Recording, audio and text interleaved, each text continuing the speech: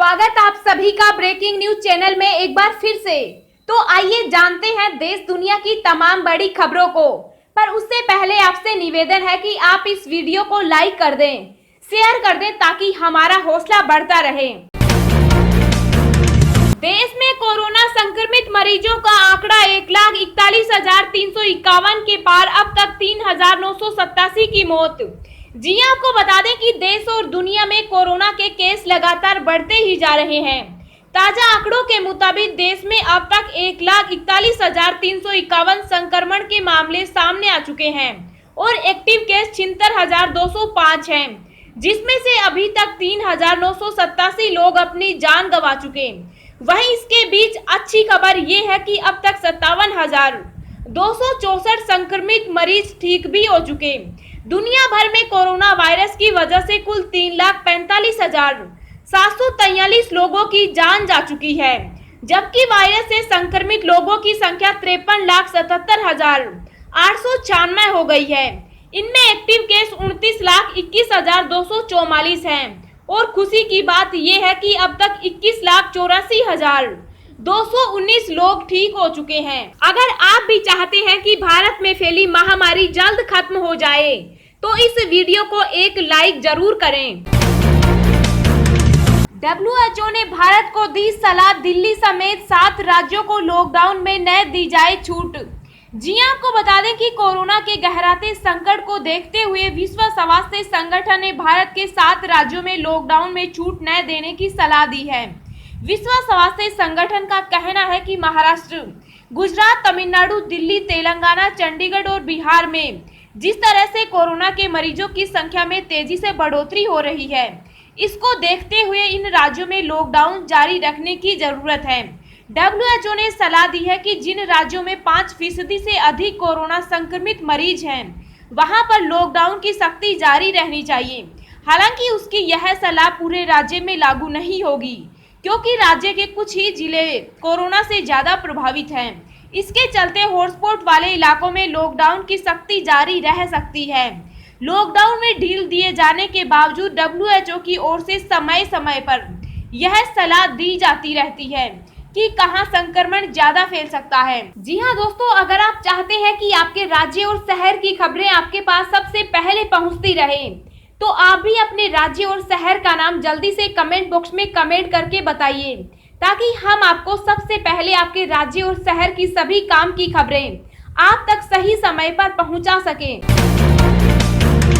1 जून से चलेंगी 200 रेलगाड़ियां, जनरल कोच में बैठेंगे सिर्फ 54 यात्री। जी आपको बता दें कि कोरोना वायरस से संक्रमण के रोकथाम के लिए पूरे देश में लॉकडाउन की घोषणा की गई है। लॉकडाउन 4.0 में इसमें कुछ रियायतें दी जा रही हैं। कई तरह की दुकानों का फैसला किया गया है। वहीं रेल मंत्रालय ने 1 जून से 200 गाड़ियां चलाने की घोषणा की है। इन गाड़ियों में AC के साथ जनरल बोगियां भी लगाई जाएंगी। सभी क्लास में रिजर्वेशन टिकट लेकर चलना होगा। ऐसे में जनरल कोच में भी यात्रा से पहले यात्रियों को रिजर्वेशन करवाना होगा। टिकट के बाद ही स्टेशन में प्रवेश मिलेगा और सफर कर सकेंगे। जनरल कोचों में भीड़भाड़ को रोकने के लिए रेलवे ने नया प्लान बनाया है। इसके तहत 1 जून से संचालित होने वाली ट्रेनों में भीड़भाड़ न हो, इसका भी पूरा ध्यान रखा जाए। रेलवे बोर्ड ने संशोधित आदेश जारी किया है। इसमें बताया गया है कि 1 जून से चलने वाली ट्रेनों में AC फर्स्ट से लेकर जनरल बोगियां भी होगी। जनरल बोगी में 54 यात्रियों को सवार होने की अनुमति मिलेगी। यात्रियों की सीट नंबर आवंटित किए जाएंगे। सीट खाली होने पर कम दूरी के यात्रियों को बर्थ आवंटित किए जाएंगे। प्रत्येक ट्रेन में 900 से 1200 के बीच यात्री सवार होंगे। ट्रेन चलने के 90 मिनट पहले कंफर्म टिकट वाले यात्रियों को प्लेटफॉर्म पर आने दिया जाएगा। अब मुंबई से भी शुरू होंगी घरेलू उड़ानें। महाराष्ट्र सरकार ने हर रोज 25 उड़ानों को दी इजाजत। जी आपको बता दें कि महाराष्ट्र सरकार ने मुंबई से घरेलू उड़ानों की इजाजत दे दी है। हालांकि सरकार ने केवल हर रोज 25 टेक ऑफ और 25 लैंडिंग की ही इजाजत दी है। महाराष्ट्र सरकार के मंत्री नवाब मलिक ने इस बारे में जानकारी दी। महाराष्ट्र के मंत्री नवाब मलिक ने कहा, महाराष्ट्र सरकार मुंबई से घरेलू उड़ानों के लिए हर रोज 25 टेक ऑफ और 25 लैंडिंग की अनुमति देने पर सहमत हुई है। यह संख्या धीरे धीरे बढ़ाई जाएगी। राज्य सरकार जल्द ही इस संबंध में विवरण और दिशा निर्देश जारी करेगी। अब हम आपको अगले 24 घंटों के संभावित मौसम पूर्वानुमान के बारे में बता रहे हैं। अगले 24 घंटों के दौरान पूर्वोत्तर भारत में मध्यम से भारी बारिश जारी रहने की उम्मीद है।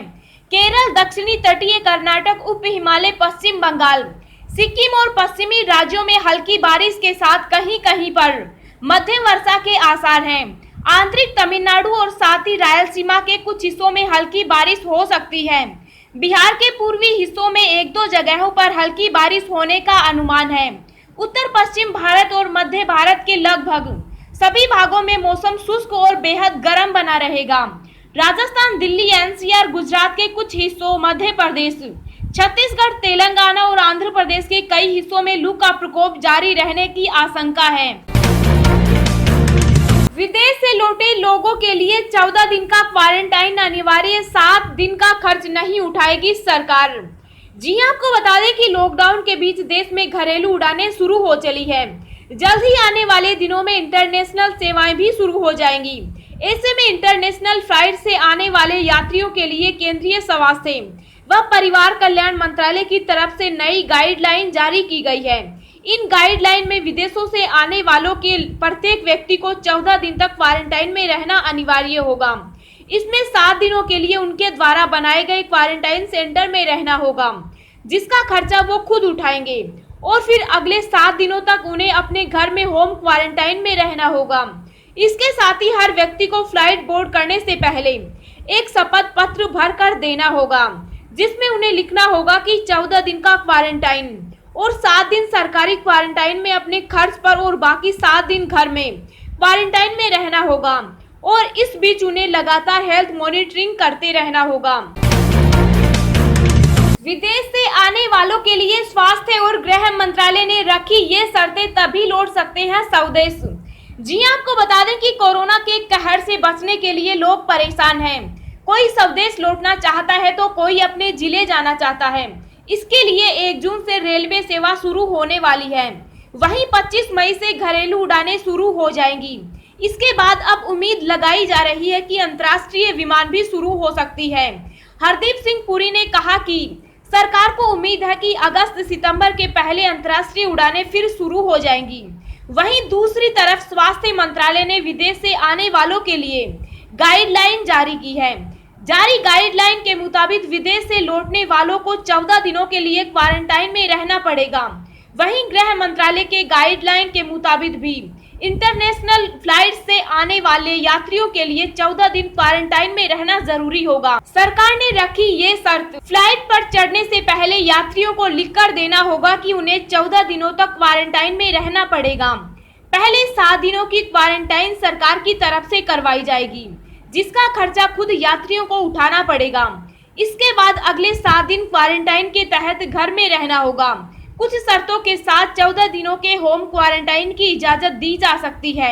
ऐसे लोगों की इसकी इजाजत दी जाएगी जो गंभीर रूप से बीमार हैं। ऐसे लोगों को आरोग्य सेतु ऐप हर हाल में डाउनलोड करना होगा। देश लौटते ही यात्रियों की थर्मल स्क्रीनिंग की जाएगी। लक्षण दिखने पर तुरंत उन्हें हॉस्पिटल में भर्ती किया जाएगा। प्रवासी मजदूरों को घर पहुंचाने के लिए अगले 10 दिनों तक 2600 श्रमिक ट्रेनें चलाएगी रेलवे। जी आपको बता दें कि कोरोना लॉकडाउन के चलते फंसे हुए प्रवासी मजदूरों को निकालने के लिए रेलवे ने अगले 10 दिनों तक 2600 से ज्यादा श्रमिक ट्रेनें चलाने की योजना बनाई है। रेलवे बोर्ड के चेयरमैन विनोद कुमार यादव ने बताया कि अगले 10 दिनों में 2600 से अधिक ट्रेनों के शेड्यूल तय किए गए हैं। इन स्पेशल श्रमिक ट्रेनों से 36 लाख प्रवासी यात्रा करेंगे। यही नहीं, उन्होंने यह भी बताया कि राज्यों को विशेष ट्रेनों के संचालन के बारे में अपनी जरूरतें बताने के लिए कहा गया है। रेलवे बोर्ड के चेयरमैन विनोद कुमार यादव ने कहा कि हम राज्य सरकारों के अनुरोध पर ट्रेनों का बंदोबस्त करेंगे, क्योंकि हमारी ट्रेनें हर डिवीजन में रखी गई है। हम राज्यों के भीतर भी ट्रेन चलाने के लिए तैयार हैं। उन्होंने प्रवासी मजदूरों को आश्वासन दिया कि रेलवे ने उनके परिवहन के लिए सभी तरह की व्यवस्थाएं की है। वरिष्ठ अधिकारी ने बताया कि हमें शिकायतें मिली थी कि लोग ऑनलाइन टिकट बुक करने में असमर्थ हैं। इसे देखते हुए अब हमने देश भर में 1000 से अधिक खिड़कियां खोली है। आने वाले दिनों में और टिकट काउंटरों को खोला जाएगा।